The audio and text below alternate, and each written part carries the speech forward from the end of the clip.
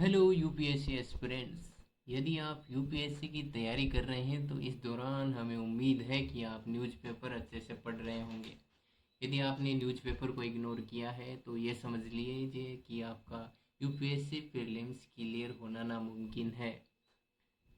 इसलिए हम बात करने जा रहे हैं 26 में अपीयर हुए न्यूज़पेपर के एक टॉपिक के बारे में जो इन्वेजिव स्पीसीज के बारे में बात करता है। हाल ही में इन्वेजिव स्पीसीज के बारे में बात करें तो ये hidden ecological and economic threat है। क्या होती है इन्वेजिव एलियन स्पीसीज, इसके बारे में बात करें तो ये एक non native plant and animal हो सकता है।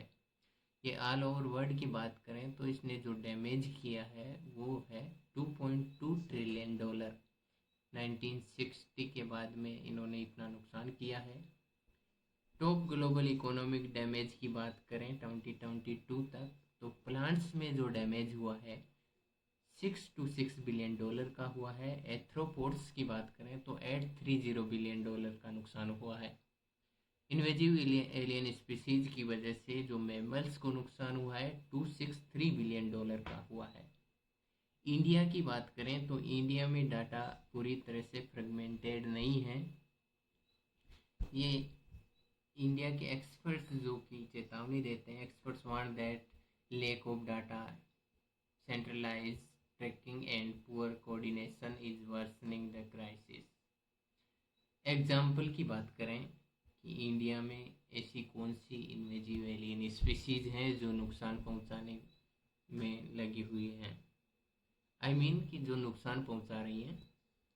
बांदीपुर टाइगर रिजर्व में एक प्लांट जो डिस्कवर किया गया है वो फायर रिस्क को बढ़ाने में इन्वेजिव एलियन का काम कर सकता है। उस प्लांट का नाम है लताना। वाटर बॉडीज की बात करें तो कैटफिश, वाटर हाइसिंथ एंड क्रोमोलेनिया ये बायोडाइवर्सिटी की वाटर बॉडीज को हार्म कर रही हैं।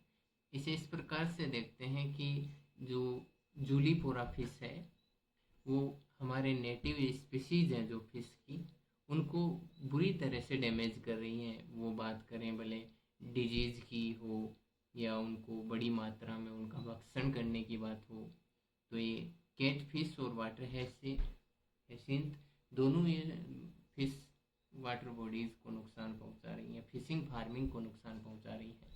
इन्वेजिव स्पीसीज किस प्रकार से किसी देश में एंटर करती हैं उसकी बात करें तो ये ट्रेड और शिपिंग, ब्लास्ट, टूरिज्म और import of ornamental pets.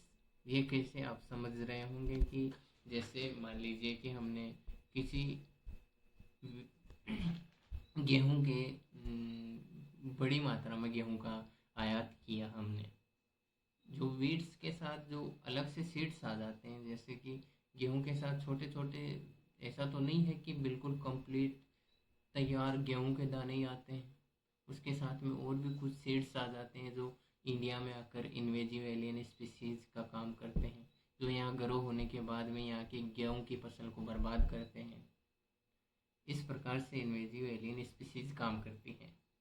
Prelims में क्वेश्चन जो अपीयर हो सकता है उसकी बात करें तो यहाँ देख सकते हैं, with reference to invasive alien